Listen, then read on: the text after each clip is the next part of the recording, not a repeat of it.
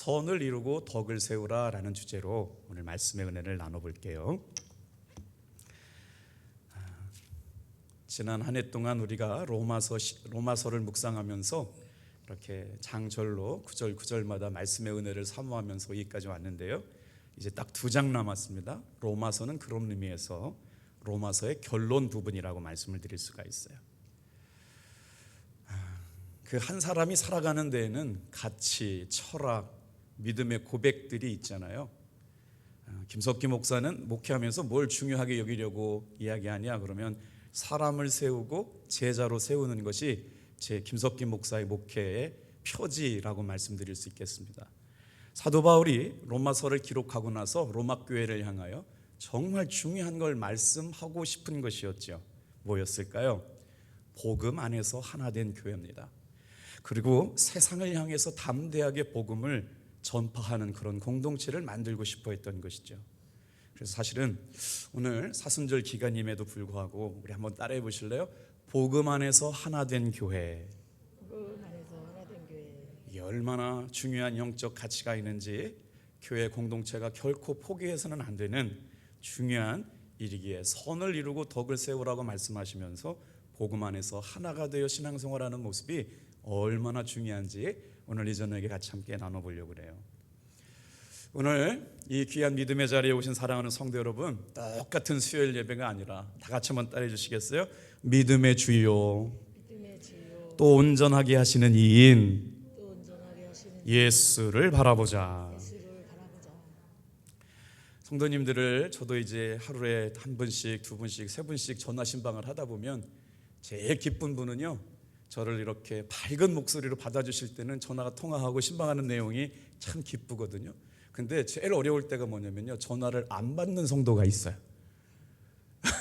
그러면 어떻게 방법이 없어요. 오늘도 몇 분에게 전화를 드렸는데 담임 목사가 시원찮아서 그런지 전화를 안 받으시더라고요. 사랑하는 성도 여러분, 담임 목사가 전화하면요, 전화 좀 받아주시길 바래요. 아멘 하시는 분은 원래 다 잘 받는 분들이에요. 그 중에 한 분이 저에게 이러셨어요. 목사님, 그날 저 기도해 주셔가지고요, 뭔지는 말로 표현할 수는 없는데요, 마음의 기쁨이 그냥 임했어요. 목사님 그날 기도해 주셔가지고요, 제가 그때부터 마음에 힘을 얻었거든요. 할렐루야. 오늘 이 저녁도 마찬가지예요. 똑같은 그냥 예배인 줄 알았는데 말씀을 듣고 기도를 나누고 삶을 나누다 보니까 뭐라고 표현할 수는 없지만 마음에 힘이 생겼어요. 오늘 이 저녁에 방송으로 예배드리는 성도님들 또 전심으로 하나님 앞에 두렵고 떨림으로 그 자리에서도 하나님의 말씀을 잘 듣고 주변을 정리해서 은혜를 나누시기를 축복합니다. 어떻게 하는 것이 예수님을 본받으면서 신앙생활하는 것일까요? 오늘 본문은 우리 교회가 어떻게 공동체로 아름다운 모습을 가지고 덕을 세우고 선을 이루어가는지 3가지 길을 가르쳐주고 있습니다. 오늘 3가지를 묵상할 텐데 첫 번째 한번 따라해 볼까요? 약점을 담당하고. 자, 우리 15장 1절 말씀은 또 한번 읽어보겠습니다. 시작. 믿음이 강한 우리는 마땅히 믿음이 약한 자의 약점을 담당하고 자기를 기쁘게 하지 아니할 것이라.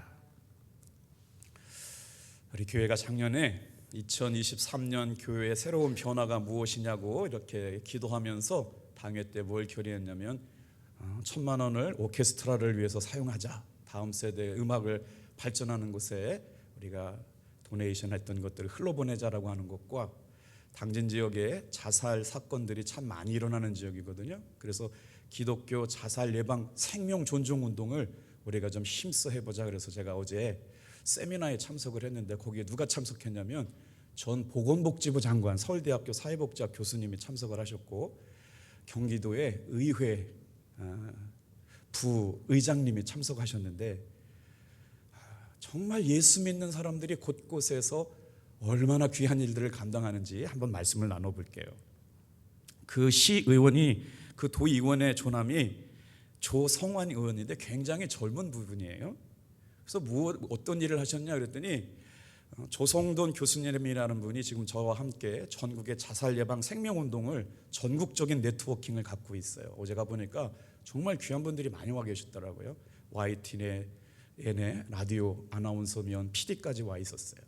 근데 그중에 정말 눈에 띄신 분이 계셨는데, 이 조성원 의원이라는 분이 거룩한 빛 광성교회를 다니는 안수 집사님이세요.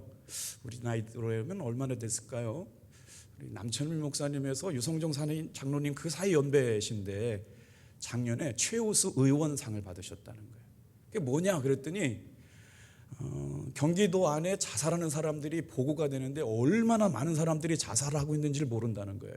근데 대책이 없어요. 국가에서도 국가나 정부가 뭔가를 하고 있는데 구체적인 대책이 없어서 그냥 막 예산만 부풀려 놓고 실행되지 않는 것이 너무나 안타까워서 당신이 경기도에 자살 유가족을 위한 대책 입법을 발의해 가지고요 전국 최우수 의원이 됐대요.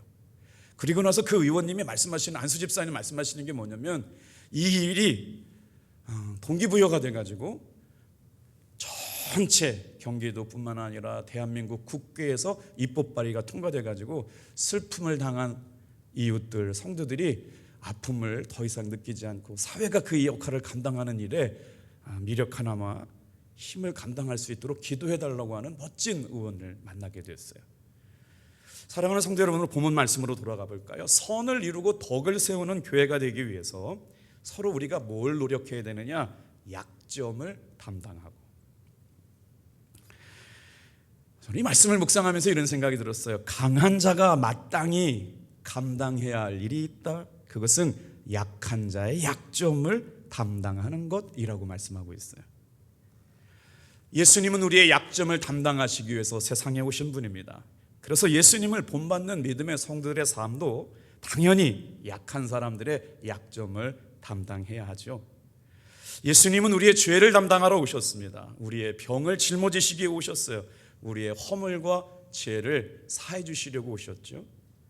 그런데 그 예수님께서 우리에게 뭐라고 말씀하셨냐? 강한 믿음은 자신의 믿음을 자랑하지 말고 자신의 은사와 능력을 주신 것은 하나님께 봉사하고 이웃들을 섬기라고 하시는 은혜인 줄 깨달아서 누군가의 약점을 감당하는 성도들이 교회 안에 있어야 됨을 로마 교회를 향하여 사도 바울은 권면하고 있는 겁니다. 이 시점에 한번 여러분 고민해 볼까요? 왜 우리는 나만 잘 신앙생활 하면 되지 다른 사람까지의 약점까지 돌보면서 신앙생활 하라고 말씀하고 있는 걸까요?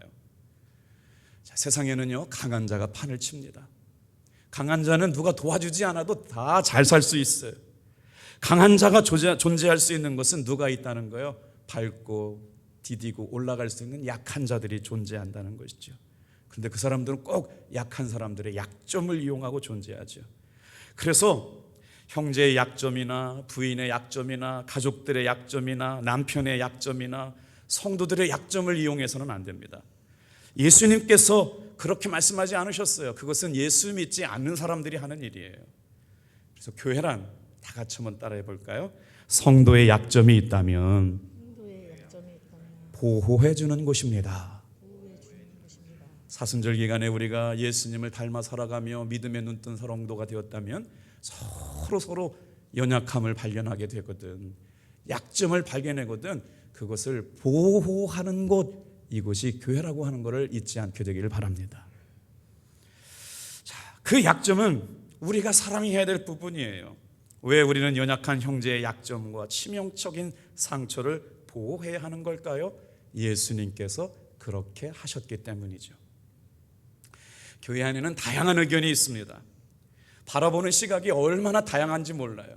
선교를 꼭 해야 된다고 말씀하시는 장로님이 계신가 하면 그런 선교는 효과적이 않다고 생각하시는 장로님들도 계세요. 그런데도 불구하고요, 우리 교회는 그것으로 갈등이 드러나지 않고 합력하여 선을 이루어 나가는 교회 된 것을 감사합시다. 장로님 지난 기획위원회 때도 그런 의견 충돌이 있었습니다만 그게 문제가 되지 않았어요. 서로 다른 의견은 늘 상충할 수 있죠. 반대하는 것보다 더 중요한 것이 있어요. 무엇을 하더라도 판단의 기준은 성경이어야 될 줄로 믿습니다. 예수님께서 여러분 돌아가시기 전에 제자들을 위하여 마지막 기도해 주셨던 기도의 내용이 요한복음 17장에 나오시거든요. 예수님의 기도 내용 우리 함께 읽어보도록 하겠어요. 요한복음 17장 20절 같이 읽겠습니다. 시작. 내가 비옵는 것은 이 사람들만 위함이 아니요 또 그들의 말로 말미암아 나를 믿는 사람들도 위함이니. 계속요. 아버지여, 아버지께서 내 안에 내가 아버지 안에 있는 것 같이 그들도 다 하나가 되어 우리 안에 있게 하사 세상으로 아버지께서 나를 보내신 것을 믿게 하옵소서. 내게 주신 영광을 내가 그들에게 주었사오니 이는 우리가 하나 된 것 같이 그들도 하나가 되게 하려 함이니이다. 곧 내가 그들 안에 있고 아버지께서 내 안에 계시며 그들로 온전함을 이루어 하나가 되게 하려 함은 아버지께서 나를 보내신 것 같이 곧과 또 나를 사랑하심 같이 그들도 사랑하신 것을 세상으로 알게 하려 함이로소이다. 아멘이죠. 저도 이 말씀 준비하면서 야, 그래, 예수님께서 제자들을 위하여 기도하시고 교회를 위하여 기도하실 때 이런 기도하게 하셨다는 거예요. 아버지요, 아버지께서 내 안에 계신 것 같이 그들도 다 하나가 되어 우리 안에 있게 하사 세상으로 아버지께서 나를 보내신 것을 믿게 하옵소서. 내게 주신 영광을 그들에게도 주었사오니. 우리 교회에 뭘 주었다고요? 다 같이 한번 따라해 볼까요? 하나님의 영광. 아멘. 우리가 미처 생각하지 못하고 있는 은혜, 하나님의 영광과 하나님의 임재. 여러분, 날마다 이것만 생각해 보면요, 하나님의 영광이 얼마나 아름다울까, 그 위대하심이 얼마나 높고 얼마나 깊을까. 예수님의 사랑, 예수님의 보좌, 우리의 육적인 눈으로는 예수님의 보좌의 깊은 심연을 깨닫지 못하지만 영적인 눈이 열렸던 사도 바울은 3층 천의 비밀을 깨닫고 와서 하늘의 문이 열리는 것을 보았다는 것이죠. 아버지께서 나를 보내신 것은 믿게 하옵소서. 우리가 다 하나가 되어 그들도 하나가 되게 하려 함이라. 내가 그들 안에 있고 아버지께서 내 안에 계시며, 다 같이 한번 따라해 볼까요? 온전함을 이루어 하나가 되게 하려 함은 나를 사랑함 같이 그들도 사랑하게 하심이라. 이게 지금 예수님께서 제자들과 교회를 향하여 기도하셨던 예수님의 기도 내용이라고 하는 거예요. 이 말씀을 듣다 보면 질문이 또 떠올라요. 교회가 굳이 하나 되어야 돼요? 어떻게 열이면 열, 백이면 백, 천이면 천이 모인 성도들을 어떻게 다 하나가 될 수 있다고 말해요? 이게 가능하단 말인가요? 여러분, 오늘 말씀에 보면 교회가 하나 되는 것이 주님의 뜻임을 꼭 기억하시길 바랍니다. 지금은 우리 교회가 큰 문제가 없는 것처럼 보이지만 상황이 달라지고 속이 드러나면 어떤 일이 일어날지 몰라요. 깨어지는 가정, 깨어지는 교회, 깨어지는 지방을 보면 항상 문제가 내재되어 있음을 알 수가 있어요.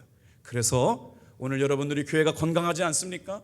우리 교회가 정말 많은 분들이 행복하다고 말씀하시고 예배 가운데 은혜를 누리고 있지 않습니까? 이때가 바로, 다 같이만 따라합시다. 하나됨을 위하여 기도합시다.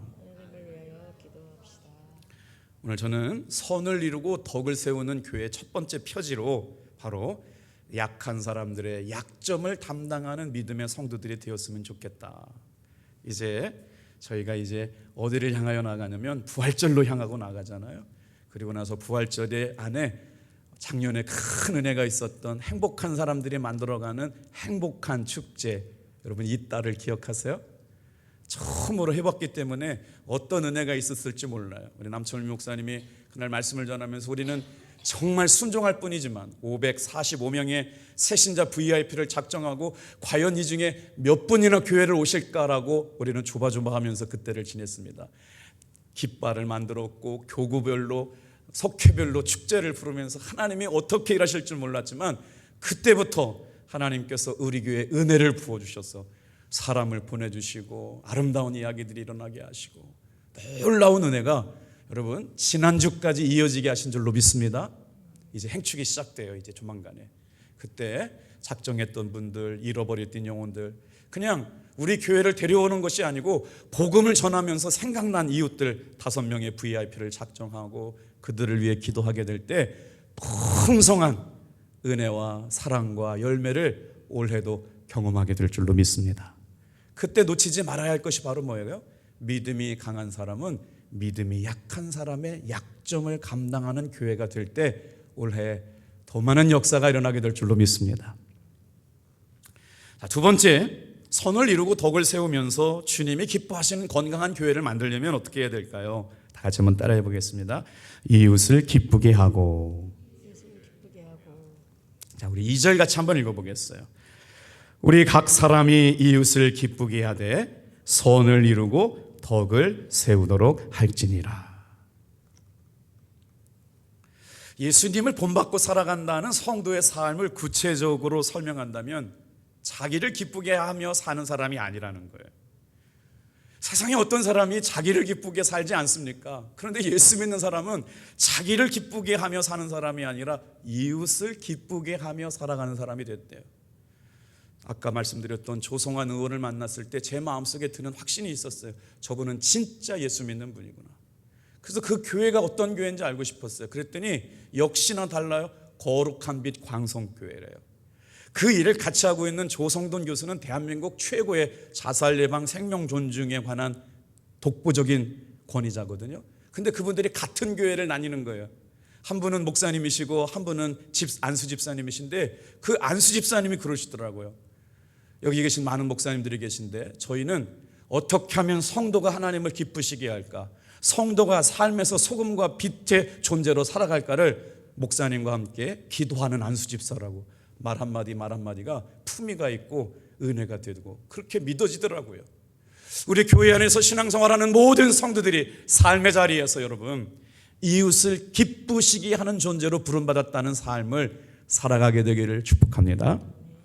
그래서 예수님은 한 번도 자기를 기쁘게 하시려고 사신 적이 없어요.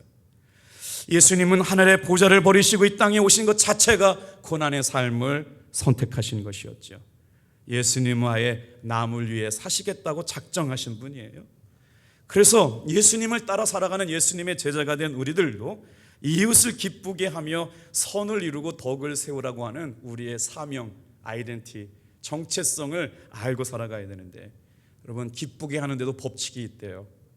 선을 이루고 덕을 세워서 이웃을 기쁘게 해야 되는데 여러분 이웃을 기쁘게 한다고 함께 술자리에 가시지 않게 되길 바랍니다.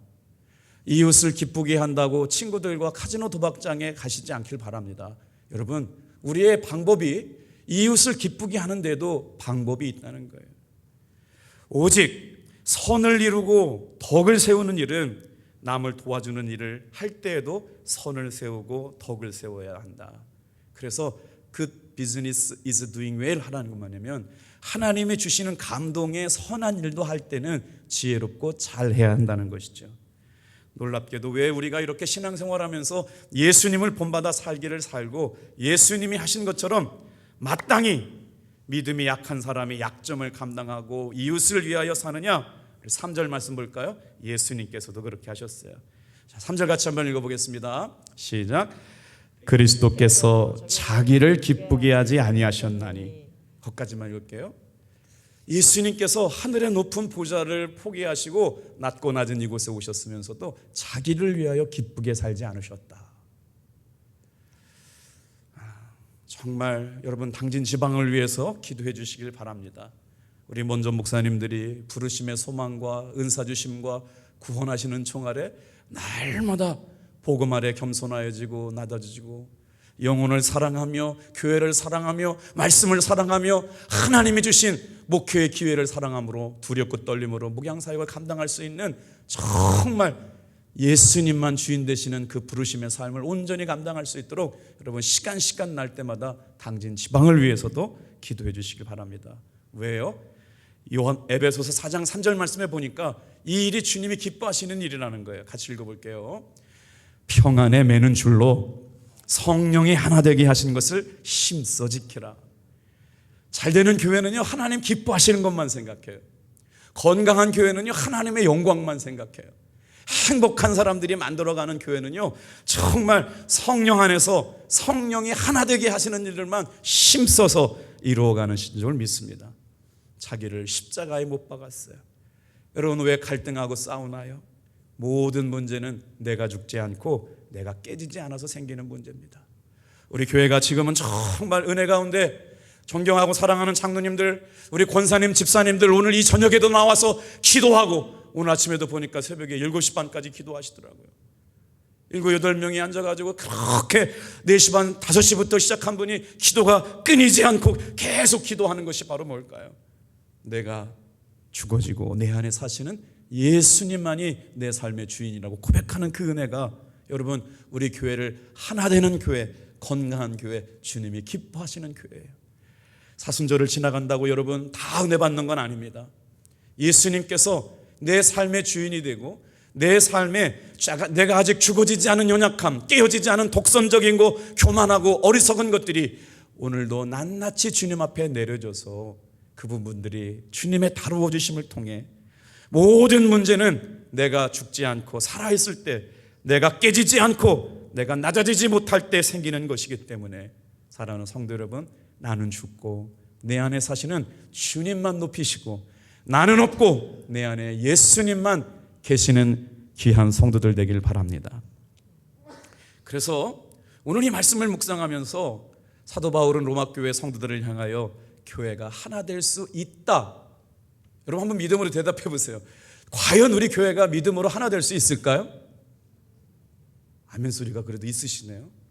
근데 어떤 분들은 그게 불가능하다는 거예요. 근데 사도 바울은 뭐라고 말해요? 우리는 예수님 안에서 교회가 하나 될 수 있다라는 걸 믿어야 된다는 거예요. 여러분, 우리 교회가 행복하고 건강한 것이 하나님의 은혜인 줄로 믿습니다. 왜냐하면 교회를 이루어 가시는 분은 누구도 아니에요. 정말 교회를 하나 되게 하시는 분은 예수님이시고, 성경이 오직 예수님 안에서 하나 되게 하시는 분의 주인이 누구냐? 성령의 역사하심이라는 거예요. 그래서 오늘 이 저녁에 나와 있는 성도님들 한 사람 한 사람이 오직 성령님의 역사하시는 것 안에서 하나게 될 때 어떤 역사가 일어나느냐? 고린도후서 13장 14절 말씀 같이 한번 읽어볼게요. 같이 읽어요. 시작. 주 예수 그리스도의 은혜와 하나님의 사랑과 성령의 교통하심이 너희 무리와 함께 있을지어다. 어디서 많이 들어본 본문 아니에요? 우리 목사님들이 주일 예배를 끝나고 나서 베네딕션이라고 그러잖아요. 베네딕션은 뭐냐면 그 예배를 쭉 묶어가지고요, 하나님의 은혜와 사랑으로 세우신 주의 종들이 성도들에게, 이스라엘 민족의 지도자들이, 제사장들이 했던 것처럼 그 예배에 참여한 모든 성도들을 예수님의 이름으로, 하나님의 사랑으로, 성령의 이름으로 축복하는 시간이거든요. 자, 하나님이 교회를 하나 되게 하시지만 사도 바울은 오늘 본문의 말씀 가운데 우리가 해야 될 일이 있다는 거예요. 우리 지나갔지만 1절, 2절, 1절부터 다시 한번 읽어볼게요. 시작. 믿음이 강한 우리는 마땅히 믿음이 약한 자의 약점을 담당하고 자기를 기쁘지게 아니할 것이요. 2절. 우리 각 사람이 이웃을 기쁘게 하되 선을 이루고 덕을 세우도록 할지니라. 그러니까 하나님께서 우리에게 약점을 담당하는 성도가 되게 하신 것도 은혜고, 이웃을 기쁘게 할 수 있는 교회가 되게 하신 것, 이게 주님이 원하시는 바다라고 말씀할 수가 있어요. 자, 우리 안에 믿음이 강한 사람이 있고 믿음이 약한 사람만 있을 뿐이지, 교회 안에서 생각은 다를 수가 있고요, 형편이 다를 수가 있지만 옳고 그런 것은 아니에요. 그래서 사도 바울은 복음은 싸우는 것이 아니고 복음은 사랑하는 것이고 하나 되는 것이에요. 그래서 온전히 예수님께서 우리에게 주신 은혜 가운데 이 일들을 이루어갈 수 있게 되기를 축복합니다. 로마서 14장과 15장에 반복적으로 우리에게 말씀하여 주시는 것이 뭐냐면, 여기다 이 말씀을 준비하면서 이때가 제일 좋았어요. 여러분, 십자가를 경험하고 싶어요. 하나님의 살아계심을 경험하고 싶어요. 근데 잘 느껴지지 않잖아요. 하나님이 눈에 보이면 다 믿을 거예요. 하나님의 음성을 매일같이 듣는다면 믿지 않을 사람이 없어요. 저도 주님의 음성을 듣기를 늘 사모하는데, 그렇게 동행한다고 생각하면서도 어느 날은 충만해가지고 주님이 내 곁에 있다고 느껴질 때가 있지만, 어느 날은 주님이 멀리 느껴지게 된 것도 사실이거든요. 그런데 오늘 이 말씀을 묵상하면서 14장과 15장을 묵상하면서 사도 바울로부터 받는 영적인 감동이 있었어요. 뭐냐면요, 약한 자를 도와주고 약한 자의 허물을 감당하고 이웃을 기쁘게 살기 시작하면 우리 마음속에 어떤 역사가 일어나느냐? 그때부터 예수님을 느끼기 시작하게 된다는 거예요. 아멘이시죠? 그것이 중요하다라고 하는 거예요. 내가 누군가를 정말 조건 없이 용서해 주었어요. 조건 없이 그 사람의 약점을 담당해 주었어요. 그런데 그 순간 자기도 모르게 하나님께서 부어주시는 내 마음속에 하나님의 기쁨이 충만한 거예요. 여러분, 정말 보이지 않는 곳에서 주님의 기쁨이 되어드리기를 주님의 이름으로 축복합니다. 우리 한 청년의 장학금을 위해 가지고요, 우리 장학금 좀 모읍시다 그랬더니 저를 통해 가지고 한 아이의 장학금을, 등록금을 내주는 일들이 있었어요. 그 학교를 잘 갈 수 있도록 마음을 모아주신 성도님들이 있었는데, 제가 그때 그 성도님들의 사랑을 생각해 볼 때마다 눈물이 앞을 가리더라고요. 지금 한참 지났기 때문에 말씀을 드리는 거예요. 오늘 이 순간도 마찬가지예요. 오늘 우리가 정말 어딘가 감당해야 될 약한 약점을 우리 교회가 감당할 때마다 그때부터 예수님의 사랑이 우리 마음속에 깊이 새겨지게 될 줄로 믿습니다. 우리 성도 가운데 어떤 사람의 약점을 덮어주면 놀랍게도 그 순간 가슴속에 예수님이 살아나셔요. 아무리 좋은 말과 옳은 말로 비판을 해도 그곳에는 예수님이 계시지 않습니다. 아무리 부드러운 말로 판단하고 정죄한다고 해도 그곳은 예수님이 계시지 않아요.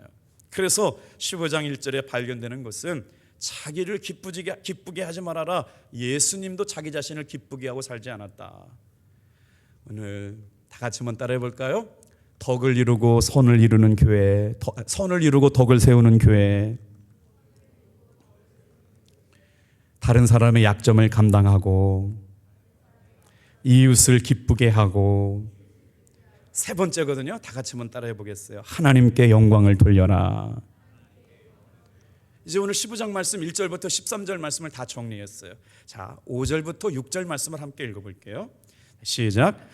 이제 인내와 위로의 하나님이 너희로 그리스도 예수를 본받아 서로 뜻이 같게 하여 주사 한 마음과 한 입으로 하나님 곧 우리 주 예수 그리스도의 아버지께 영광을 돌리게 하려 하노라. 이 말씀을 계속 묵상하다가 나를 통해서 하나님 영광 받으시겠구나라고 하는 생각이 들었는데, 읽어보니까 우리가 삶의 어려움 가운데 인내하고 위로의 하나님이 우리를 이끌어 가시는데, 예수님 안에서 서로 뜻이 같이 한 사람들이 다 같이 한번 따라해 볼까요? 한 마음과 한 뜻으로, 성경 본문대로 읽게요. 한 마음과 한 입으로 하나님께 영광을 돌리게 하라. 자, 주어와 서술을 다 빼고 한 문장으로 요약해 보니까 어떻게 해요? 우리가 하나님의 영광을 위하여 한 마음 한 뜻이 되었을 때 하나님께 영광이 된다는 거예요. 본문 한번 잘 읽어보세요. 오늘 이 저녁에 나와서 기도하시는 분들이 우리 교회에 정말 소중한 분들이잖아요. 그런데 말이에요, 하나님의 인내, 하나님의 위로를 경험하는 사람들은 예수님을 본받아 살려고 말하지요. 그러면서 정말 뜻이 하나가 되게 해달라고 기도하고 있다는 거예요. 그래서 한 마음과 한 입이 되어가지고 예수님께 순종하고 하나님의 말씀에 순종하니까 그때서야 영광이 나타나게 되는 것이죠. 잘 기억하세요. 한 마음과 한 입으로 하나님 곧 우리 주 예수 그리스도 아버지께 영광을 돌리는 교회가 되시기를 주님의 이름으로 축복합니다. 예배를 드려도 한 마음과 한 입으로 예배를 드려야 돼요. 속회를 드려도 한 마음과 한 입으로 예배를 드리시게 되길 바랍니다. 로마서 12장에는 우리에게 그리스도인들이 어떻게 살아야 되느냐, 크리스천의 삶이 12장에서는 우리의 몸이 하나님이 기뻐하시는 산 제사로 드려져라. 그래서 그 단어 뒤따라오는 단어가 뭐냐면요, 영과 진리로 드리는 진정한 예배예요. 13장에서는요, 크리스천은 이 위에 있는 권세들에게 복종하라는 거예요. 권세를 세우신 것은 하나님이시기 때문에 권세에 복종하고 살아가라고 그래요. 14장에서는 크리스천의 믿음은 연약한 자를 비판하지 말라는 거예요. 연약한 자를 비판하는 건 예수 믿지 않는 사람들의 모습이고, 예수 믿는 사람은 연약한 사람을 돌보는 사람들이라고 하는 것이죠. 우리 교회가 믿음이 큰 분량이 많은 성도들이 넘쳐나서 당진 지역의 연약한 사람들, 아픈 사람들, 상처받은 사람들, 위로가 필요한 사람들이 매주마다 우리 교회에 넘쳐나고 속회에 넘쳐나서 그들을 위로하고 소망으로 이끌어가는 아름답고 귀한 교회 되기를 축복합니다. 자, 그렇습니다. 우리가 진정으로 예수님을 믿는다면 자기를 위해 살지 않아요. 누굴 위해 살아요? 하나님의 영광을 위해 살아요. 예수님을 믿는 우리가 존재하는 이유가 바로 그렇습니다. 자, 이사야서 43장 21절 말씀에 보면 우리 교회가 왜, 성도가 왜 하나님의 영광을 위하여 살아가야 되는지 분명하게 말씀하고 있어요. 우리 한번 같이 읽어볼게요. 시작. 이 백성은 내가 나를 위하여 지었나니 나를 찬송하게 하려 함이니라.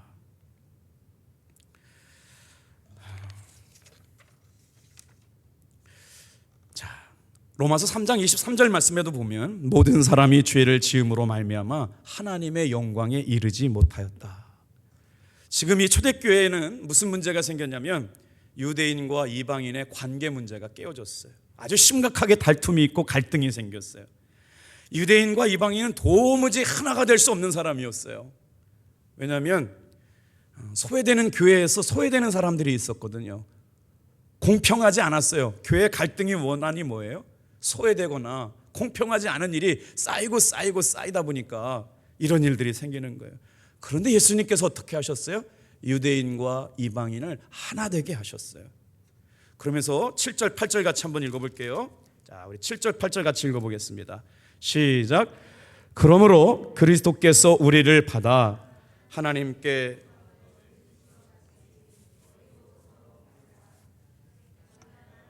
그리스도께서 하나님의 진실하심을 위하여 할례의 추종자가 되셨으니 이는 조상들에게 주신 약속들을 견고하게 하시고. 자, 예수님께서 하나님께 영광을 돌렸대요. 그래서 너희도 서로 받아라. 내가 말하노니 그리스도께서 하나님의 진실함을 위하여 할례의 추종자가 되셨으니. 무슨 말씀이에요? 이방인들도 구원하시려고요 할례를 받아들이시고 인정해 주시는 거예요. 그래서 9절 말씀 보세요. 그 결과 예수님께서 이방인들의 할례를 수용하심으로 말미암아 어떤 역사가 일어났어요? 자, 9절 볼게요. 시작. 이방인들도 그 긍휼하심으로 말미암아 하나님께 영광을 돌리게 하려 하심이라.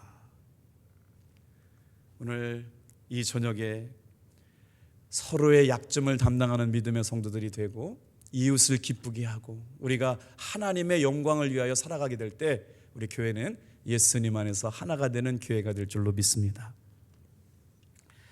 목회하다 보면요 정말 어려운 일들을 많이 만나는 목사님들을 보게 되는데 한 교회 안에서 다툼이 일어났습니다.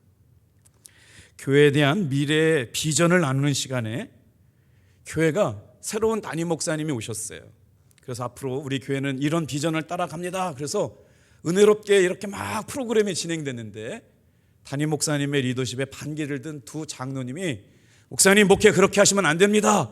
반기를 제기했더니 담임 목사님의 목회 방향에 동조하는 장로님이 두 장로님들하고 싸우기 시작했어요.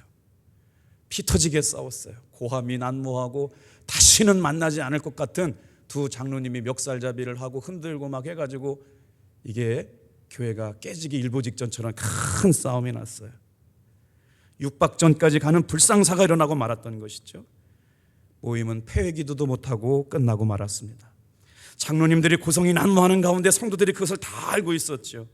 담임 목사님은 장로님들이 싸우는 가운데 자기 목회가 깨졌다고 더 이상 소망이 없다고 눈물을 흘리고 한참 앉아서 우셨대요.